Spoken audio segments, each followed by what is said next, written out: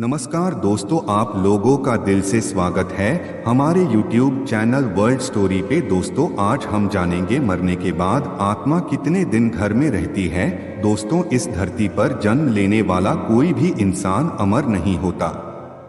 जिस इंसान ने धरती पर जन्म लिया है उसकी एक ना एक दिन मृत्यु अवश्य होगी। लेकिन क्या आपको पता है कि मृत्यु के बाद आत्मा का क्या होता है?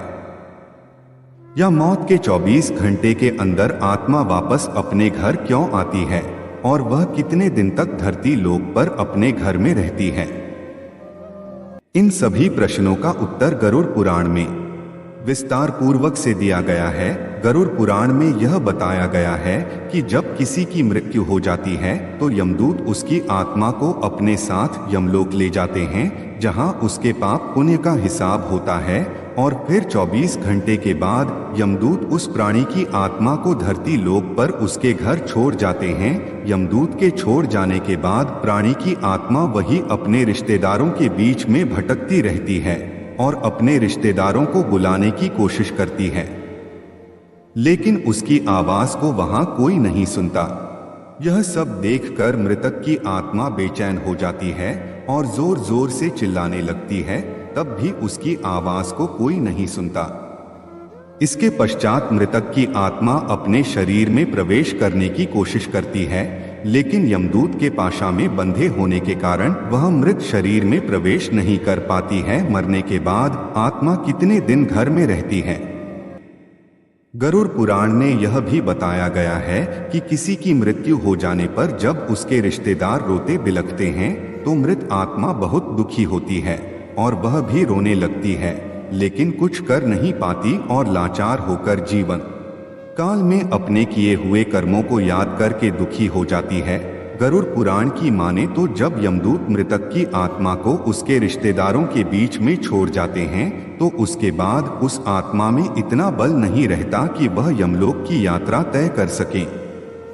गरुड़ पुराण के अनुसार किसी की भी मृत्यु के पश्चात जो 13 दिनों तक पिंडदान किया जाता है उसी से आत्मा के विभिन्न अंगों की रचना होती है, और फिर जो 11 और 12 दिन पिंडदान किया जाता है उससे मृतक की आत्मा रूपी शरीर का मांस और त्वचा का निर्माण होता है। और जब 13वें दिन जब 13वीं ही की जाती है तब मृतक के नाम पर जो पिंडदान किया जाता है उससे ही वह यमलोक की यात्रा तय करती है। अर्थात मृत्यु के पश्चात 13 दिन तक मृतक के नाम से जो पिंडदान किया जाता है उसी से आत्मा को धरती लोक से यमलोक तक जाने का बल मिलता है। मरने के बाद आत्मा कितने दिन घर में रहती है?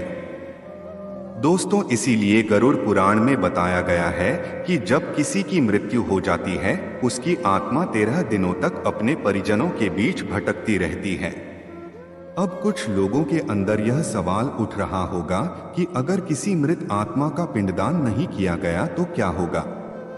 इस बात का जवाब भी गरुड़ पुराण में विस्तार पूर्वक दिया गया है, जिसके अनुसार जिस मृतक आत्मा के नाम का पिंडदान नहीं किया जाता उसे 13 दिन के बाद यमदूत घसीटते हुए यमलोक ले जाते हैं, जिसकी वजह से मृतक को सफर में काफी दुख झेलना पड़ता है। इसीलिए हिंदू धर्म के अनुसार 13 दिनों तक पिंडदान किया जाना आवश्यक है।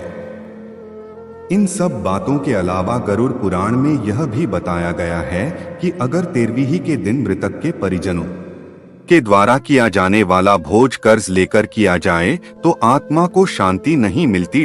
मृतक की आत्मा को इस बात से काफी दुख होता है और वह मन ही मन यह सोचता है कि काश वह अकेले ही यह कष्ट भोगता।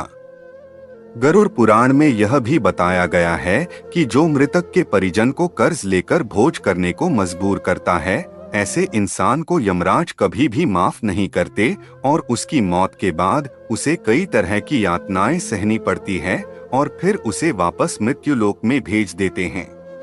गरुड़ पुराण में यह भी बताया गया है कि जो व्यक्ति अपने जीवन काल में पुण्य कर्म करता है उसे यमदूत मृत्यु के पश्चात अपने साथ यमलोक ले जाते हैं और ऐसे व्यक्ति को मृत्युलोक से यमलोक की यात्रा के बीच में कोई भी कष्ट नहीं झेलना पड़ता।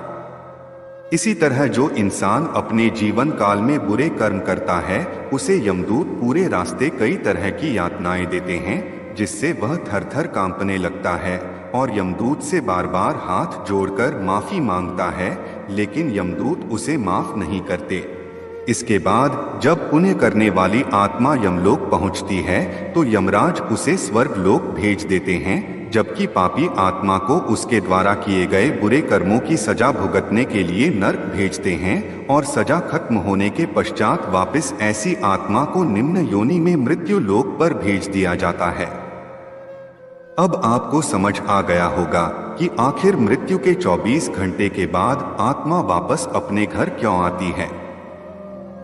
दोस्तों, अगर आपको ये कहानी अच्छी लगी हो तो हमारे चैनल को सब्सक्राइब करें। धन्यवाद दोस्तों।